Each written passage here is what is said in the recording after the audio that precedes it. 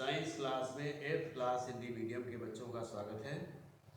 बच्चों, आज इस क्लास में चैप्टर तारे एवं सौर परिवार में आगे पढ़ेंगे तारामंडल। तारामंडल किसे कहते हैं? तो तारामंडल तारों का वह समूह जो एक विशेष प्रतिरूप बनाता हो या बनाता हुआ प्रतीत होता है, उसे हम तारामंडल कहते हैं। रात्रि के आकाश में कुछ तारामंडलों को हम आसानी से पहचान सकते हैं। इसके लिए हमें यह जानना होगा कि कोई विशिष्ट तारामंडल कैसे दिखाई देता है। यदि रात्रि के आकाश में उसे कहाँ देखना होगा। हमारे पूर्वजों ने तारामंडल के नाम पौराणिक कथाओं के पात्रों, संतों और पशुओं के नाम पर रखे हैं, जैसे सप्तर्षिमंडल या सप्तऋषि मंडल, वृश्चिक, व्याघ्र इत्यादि। आकाश में जिस तारामंडल को खोजना सबसे सरल है वह है बृहत सप्तऋषि तारामंडल। बृहत सप्तऋषि तारामंडल का संबंध एक ध्रुव तारा से है। इसे फरवरी या मई महीने के बीच में रात्रि में या रात्रि के प्रथम प्रहर में उत्तरी आकाश में आसानी से देखा जा सकता है। इसके साथ सबसे चमकीले तारे कलछी या प्रश्न चिन्ह जैसे आकृति बनाते हैं।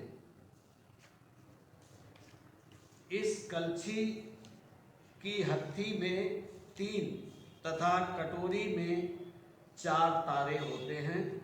इस तारामंडल के साथ सबसे चमकीले तारों के साथ कुछ अन्य तारों को मिलाने से बनी आकृतियों के कारण इसे हम अर्सा मेजर कहते हैं। बृहत सप्तऋषि के 2 सबसे चमकीले तारों को मिलाने वाली रेखा ध्रुव तारा को इंगित करती है। इसमें इस तरीके से एक तारामंडल होता है और इनको ऐसे डाटेड मिलाया भी जा सकता है। ऐसे इस तरफ एक तारा होता है जो एक सीधी स्ट्रेट लाइन से ऐसे मिलाया जाता है या मिला होता है। इसके साथ साथ 3 तारे इधर भी, एक थोड़ा सा इधर को होगा और एक इधर को होगा। इनको भी इस तरीके से डाटेड ऐसे मिला दिया जाता है। आगे इधर 2 तारे, ये कुछ ज्यादा ऊंचाई पे हो गया, यहाँ पर करें 2 तारे इस तरीके से, इनको भी ऐसे डॉटेड मिलाया जाता है। 4 तारे इधर होते हैं। इस प्रकार से ये मंडल जो है वो सप्तऋषि मंडल कहलाता है।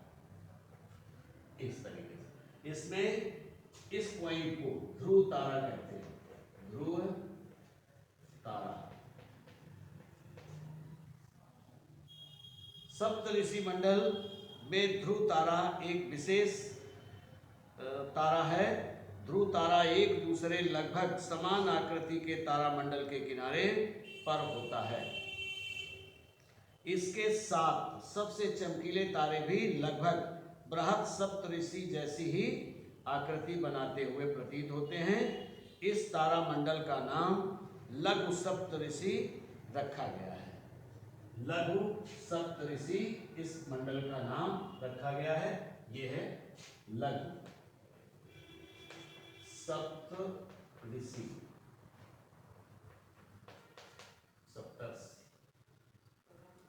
इसी प्रकार से बृहत सप्तऋषि जो है मंडल, वो ये है बृहत सप्तऋषि, बृहत सप्तर्षि मंडल आपका ये है। कौन कौन सा? इधर से स्टार्ट करते हैं ये, और ये इनको हम रात्रि में, फरवरी और से मई के महीने में हम रात्रि के प्रथम पहर में यानी सूर्योदय तो सूर्यास्त के करीब 2-3 घंटे बाद हम इनको बहुत ही स्पष्ट रूप से आकाश में देख सकते हैं। अब ध्रुव तारा दक्षिणी गोलार्ध में गोलार्ध से नहीं दिखाई देता है। सप्तऋषि जैसे उत्तरी गोलार्ध के कुछ तारामंडल भी दक्षिणी गोलार्ध के कुछ स्थानों में नहीं दिखाई देते हैं। तो इस प्रकार से सभी तारामंडल एक जगह से नहीं देखे जा सकते हैं। एक और अद्भुत तारामंडल जाड़े के दिनों में दिखाई पड़ता है और जिसे मृग या व्याघ्र या ऑरियन के नाम से जाना जाता है। इसमें भी 7 चमकीले और कुछ अन्य तारे होते हैं। इसे आकाश में सर्वाधिक भव्य तारामंडलों में गिना जाता है। ये सबसे बहुत बड़ा तारामंडल है। यूनानियों ने इस तारामंडल में अपने एक महाकाव्य के एक पात्र ऑरियन, जो एक महान शिकारी था, की झलक देखी थी। 4 चमकीले तारे चतुर्भुज के रूप में व्यवस्थित दिखाई देते हैं। इस तारामंडल का सबसे चमकीला तारा, जिसका नाम यूनानियों ने बेटलज्यूम रखा, शिकारी के दाहिने कंधे पर, और दूसरा चमकीला तारा जिसका नामकरण रीजल दिया गया, उस शिकारी के बाएं पैर के अंगूठे पर है। बीच के तीनों चमकीले तारे शिकारी के बेल्ट जैसे कमरबंद आदि प्रतीत होते हैं। तो इस प्रकार से तारामंडल भी हमारे पास इस प्रकार है। अगला है द्रष्टव्य। द्रष्टव्य में किसी तारामंडल में केवल 5 से 10 तारे ही नहीं होते हैं। जैसे इनमें 5-7 तारे हो रहे हैं, तो सभी तारामंडलों में इतने कम या 5-7 या 5 से 10 तक ही तारे नहीं होते हैं, बल्कि बहुत सारे तारे होते हैं। तथापि हम अपनी इन आंखों से किसी तारामंडल के केवल चमकीले तारों को ही देख पाते हैं, और जो छोटे तारे होते हैं वो हमें तारामंडल के बीच में दिखाई नहीं देते हैं। उत्तरी आकाश में एक अन्य प्रमुख तारामंडल कैसियोपिया है। यह सर्दियों में रात्रि के प्रथम पहर में ही दिखाई देता है। यह अंग्रेजी के अक्षर W अथवा यम, W इस तरीके से या यम के तरीके का दिखाई देता है। जिन तारों से मिलकर कोई तारामंडल बनता है वे सब इसमें या हमसे समान दूरी पर नहीं होते हैं। कोई बहुत दूरी पर होता है और कोई कम दूरी पर होता है। कम दूरी वाले तारे हमको दिखाई देते हैं और बहुत दूरी वाले तारे हमको नहीं दिखाई देते हैं। अब आता है सौर परिवार। सौर परिवार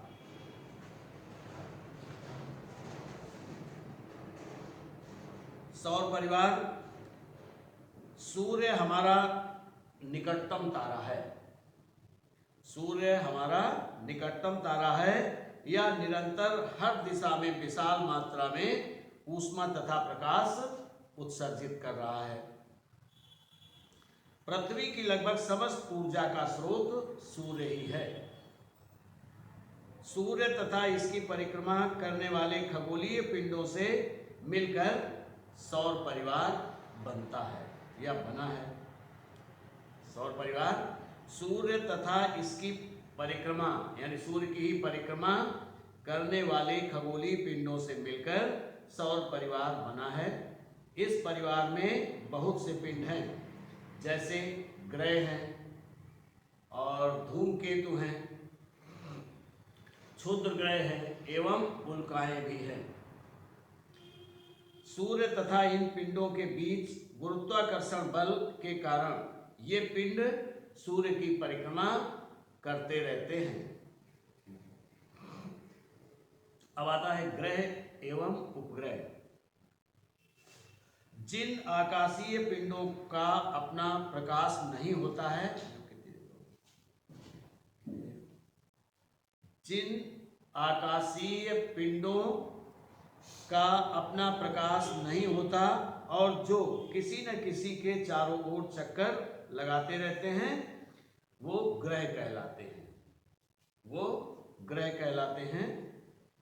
तो बच्चों, आज इस क्लास में इतना ही, आगे नेक्स्ट क्लास में थैंक यू।